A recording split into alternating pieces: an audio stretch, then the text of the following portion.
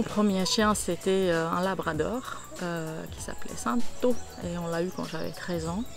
Il a vécu jusqu'à 10 ans et c'était vraiment une super chien de compagnie. Il adorait nager. J'en aurais voulu avoir un plus tôt, mais il valait mieux que toute la famille soit prête pour en accueillir un. On a eu notre premier chien Rottweiler, Simo, quand on était étudiant. C'est l'élevage qui nous a transmis la passion pour les expositions et les concours de sport d'hiver. Après, on a eu une deuxième chienne de chez elle qui s'appelait Maya et avec elle, on a parcouru la France et Nico a fait du sport, de la défense et du pistage avec elle. Et après, on a eu des premières portées avec elle. On a aussi eu d'autres chiennes et puis des mâles.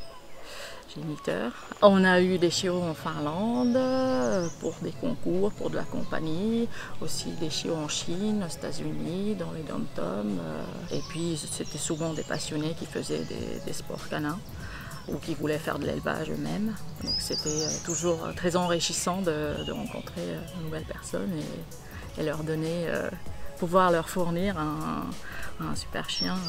Oui, c'était toujours super de pouvoir partager avec eux la vie du chiot dont ils allaient s'occuper. Le fait d'avoir les chiots, c'est énorme de voir la naissance et de s'en occuper jusqu'à 2 mois et quelques, c'est énorme.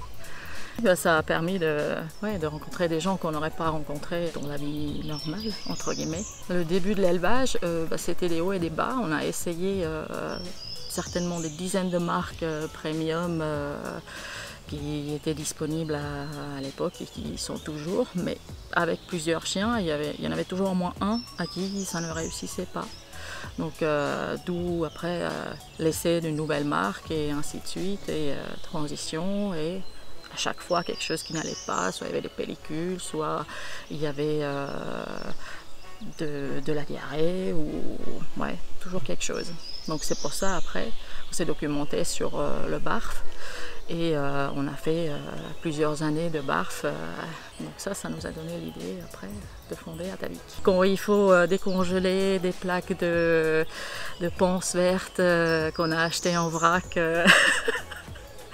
pour devoir en faire des petits morceaux et après décongeler. Il y a bien sûr l'odeur qui n'est pas la plus agréable.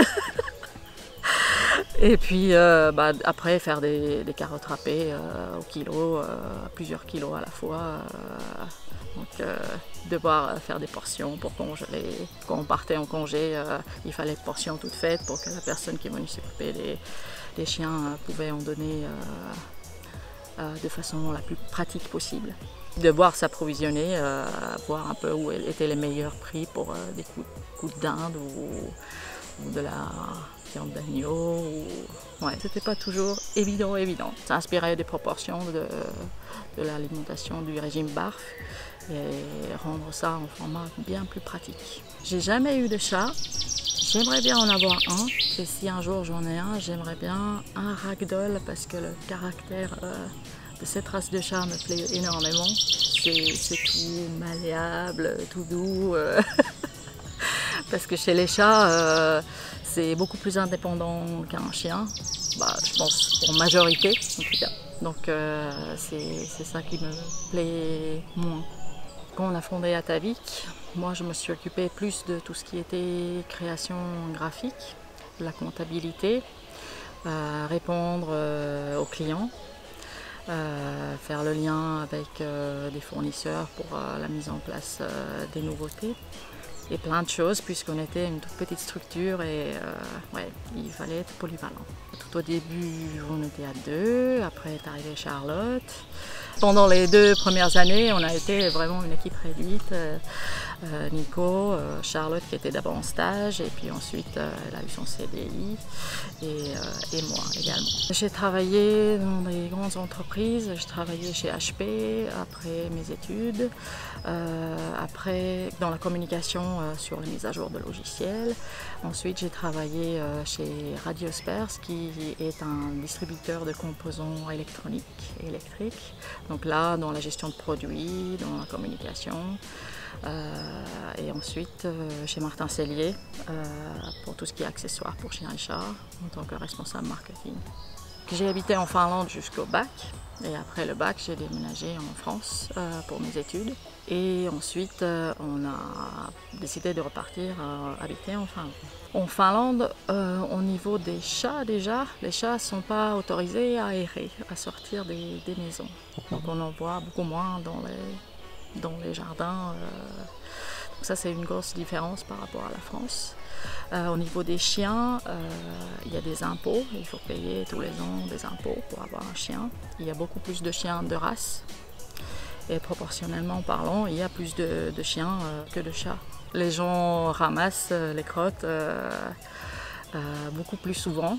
Ça n'empêche pas qu'au printemps, tous les printemps, il y a des écrits dans les journaux comme quoi pendant l'hiver, les gens ils n'ont pas ramassé, donc les crottes restent. Et au printemps, tout ça se voit. Et maintenant, il y a des gens qui font du footing qui ramassent les crottes des chiens des autres sur leur chemin de jogging. Mais c'est beaucoup plus propre qu'en France. Sur les trottoirs, on ne voit pas de crottes de chiens. Il y a beaucoup moins de détritus dans la nature. Il y a des cahiers des charges très stricts pour tout ce qui est protection de l'environnement, pour la mise en place ou construction d'usines. La réglementation pour l'alimentation en général est plutôt plus stricte que la norme européenne.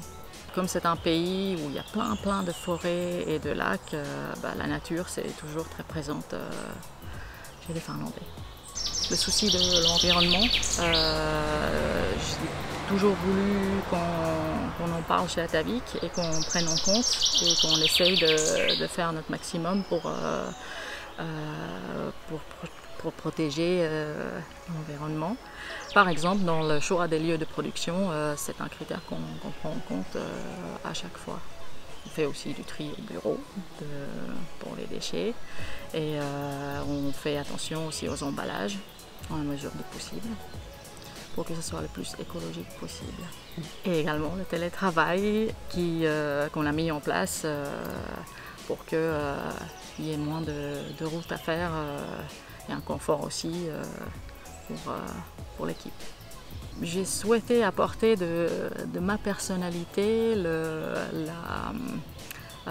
l'éthique du travail, si on peut dire comme ça, le sérieux, aller jusqu'au bout des choses, tenir ses engagements. Et le fil conducteur pour moi, ça a toujours été le bien-être des animaux et c'est un énorme plaisir d'avoir des retours des clients qui disent que ça va mieux avec les produits Atavik pour leur animal. Toutes les personnes qui font maintenant partie de l'équipe et de la famille Atavik, c'est des personnes avec qui on partage les mêmes valeurs, la même passion pour les animaux, pour le travail bien fait, pour des produits au top. Donc pour moi, ça continue à être une entreprise familiale à taille humaine. Par exemple, le dîner de Noël, on invite toute la famille ou même des amis de l'équipe. Donc ça faisait Noël dernier, on était une cinquantaine de personnes. Et c'est une soirée très sympa où on apprend à connaître mieux l'entourage des gens avec qui on travaille au quotidien. La valeur qui me tient le plus à cœur dans les valeurs d'Atavik, c'est la qualité. C'est la qualité dans les produits, la qualité de notre travail et de la relation qu'on a avec nos clients. C'est cette valeur-là qui me tient le plus à cœur.